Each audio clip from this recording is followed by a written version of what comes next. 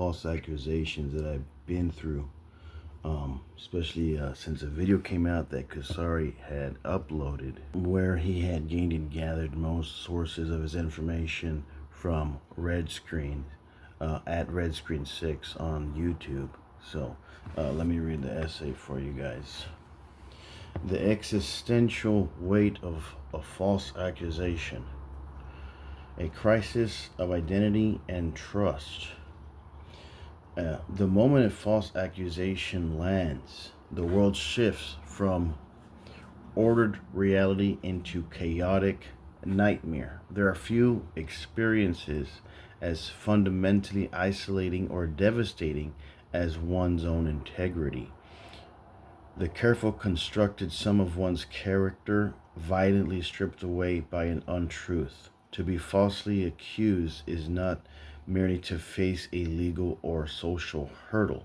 It is to suffer an existential crisis, a sudden, brutal collision between the person's one's own self to be the monster than the outside person now knows and perceives to be. This profound injustice inflicts unique psychological trauma characterized by a staggering loss of control, persuasive social isolation, and the fundamental challenge to one's own self-identity.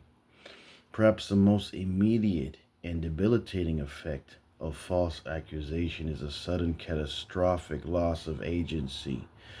The accused is instantaneously forced into a defensive posture, compelled to prove a negative, an endeavor logically and emotionally exhausting. The initial shock gives way to a state of hypervigilance and anxiety. Every interaction becomes a calculation, a constant, exhausting performance designed to conceive listeners of one's innocence. The state is often described as a betrayal of reality, where the factual truth is less powerful than a compelling narrative of lies. The accused person becomes a prisoner of another's fabricated story, watching helplessly as a reputation built over many years of effort and sincerity begins to crumble under the weight of an invisible shadow. Externally, the trauma manifests as profound social isolation. Accusations, true or false, create a public scar, prompting the immediate breakdown of trust within social and professional circles. Friends become hesitant, colleagues retreat, and the community looks on with a mix of judgment and morbid curiosity.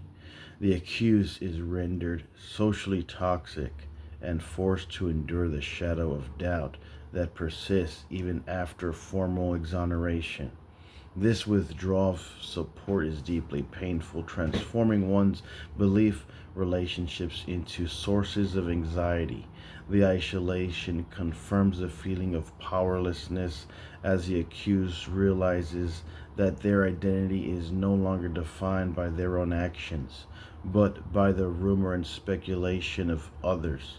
The weight of this collective skepticism turns the process of daily life into a series of excruciating social trials. Ultimately, the falsely accused must undertake the arduous task of reclaiming their identity. The fight for vindication is not simply a legal battle, it is an internal struggle to align self, which knows its own truth, with the public perception, which often refuses to budge.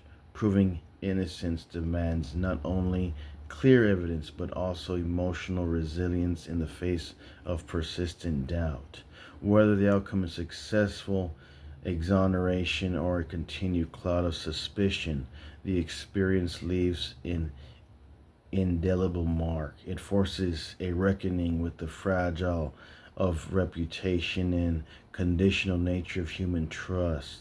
The account must learn to live with the knowledge that a single malicious fabrication can permanently alter the trajectory of a life, yet simultaneously find the strength to rebuild their personal narrative on the solid foundation of their own uncomprised profound truth. In conclusion, a false accusation is an assault on the core human need for justice and recognition. It is an experience that paralyzes agency, poisons social connections, and demands a monumental effort to resort and restore one's own identity. The ordeal serves as a stark reminder of the vulnerability inherent in reputation and the vital importance of systems designed to protect innocence. While the system may eventually rectify the error, the psychological scars remain as a testament to the heavy, unique burden of having lived, however briefly, as a villain in someone else's false tragedy.